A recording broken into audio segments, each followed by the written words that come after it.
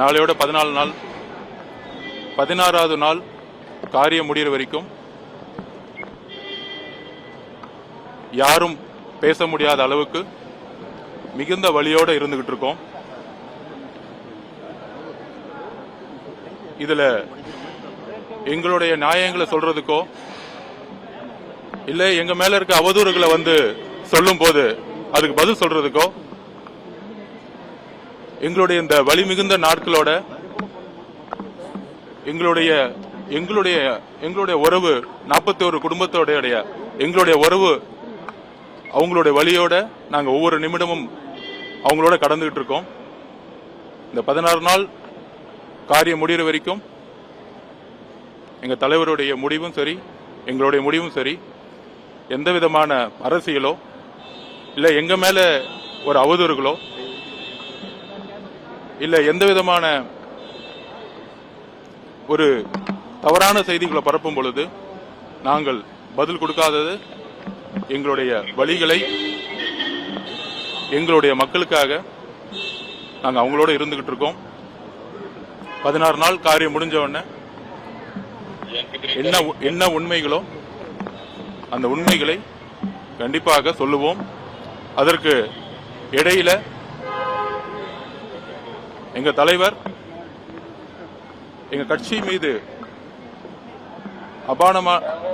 கட்சி மீது ஒரு பொய்யான குற்றச்சாட்டுகளை எழுப்பி எங்க நிர்வாகிகளை வந்து கைது செய்யக்கூடிய நடவடிக்கைகள், இந்த இழப்பையும் இந்த வலியையும் நாங்கள் அமைதியாக எங்க மக்களோட இருக்கும் பொழுது, இந்த கட்சியை முடக்கணும்னு நினைக்கும் பொழுது எங்க தலைவர் ஒரு சாமானிய மனிதனுடைய நம்பிக்கையாக நீதித்துறையை நாடி உண்மையை கொண்டு வரதுக்காக எங்களுடைய போராட்டத்தை தொடங்கியிருக்கோம். பத்திரிகை நண்பர்களுக்கு என்னுடைய பணிவான வணக்கம். 16 நாள் காரியம் முடிஞ்ச உடனே அந்த மக்களுடைய ஒவ்வொரு வழி மிகுந்த நாட்களோடு நாங்கள் சென்றுட்டு இருக்கோம். அவங்களை சந்திக்கிறதுக்கான பயணத்திட்டத்தை உருவாக்கிட்டு இருக்கோம்.